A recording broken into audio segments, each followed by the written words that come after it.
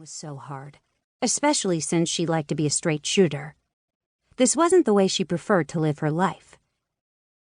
Of course. He raised his chin and threw his shoulders back. Flattery could be infinitely useful. Great. Cassidy stepped away but paused. By the way, where did you guys take the boat? It's behind the station right now. The Coast Guard is coming to inspect it later. Either today or tomorrow. I see. How exciting. She just couldn't bring herself to leave. Not until she knew this evidence wasn't good. She'd even take moderately dependable hands. By the way, there were some names on those papers. Names? He shuffled the papers until he found them. My guess is that these are some contacts these refugees had so they could get fake passports and things. We'll double-check. At least it was something. Maybe that was all she could ask for. Ty stared at Renee as she bustled around the room, arranging the flowers she'd brought and opening the curtains.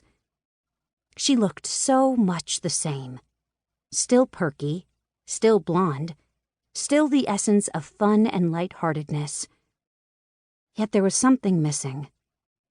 What was it? Depth? Stick-to-itiveness? Integrity? Ty wasn't sure, and he might not figure it out until these pain meds wore off some.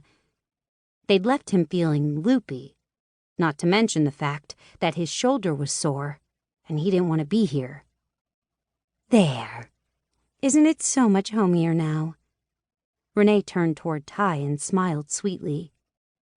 He wished he could return the action, but he couldn't pretend that the past several years hadn't happened. That Renee hadn't broken his heart and left him when he needed someone the most. He rubbed his temple, his head pounding. Renee, what are you doing here? Ty hadn't talked to her in forever. She hadn't been interested in talking or explaining or even trying to work things out. And now she showed up and acted as if nothing had happened.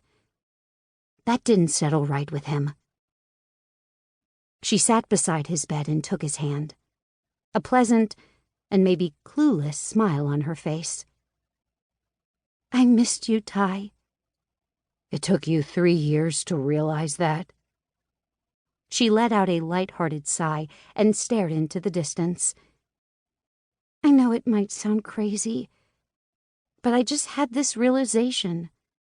It literally struck me like a lightning bolt. I finally recognized what we had and how much I missed you. And I couldn't imagine my future without my Ty-Ty. He cringed at the pet name. He'd never liked it, but especially not now. What caused this realization? It wasn't that simple. It never was with Renee. At one time, Ty had wanted to believe whatever she told him. It was almost like the woman had cast a spell on him. And that was the most dangerous kind of infatuation, mostly because it wasn't grounded in reality or truth. But not anymore. He'd learned that lesson the hard way. It was really just an accumulation of things. She offered no more information, just a slight shrug.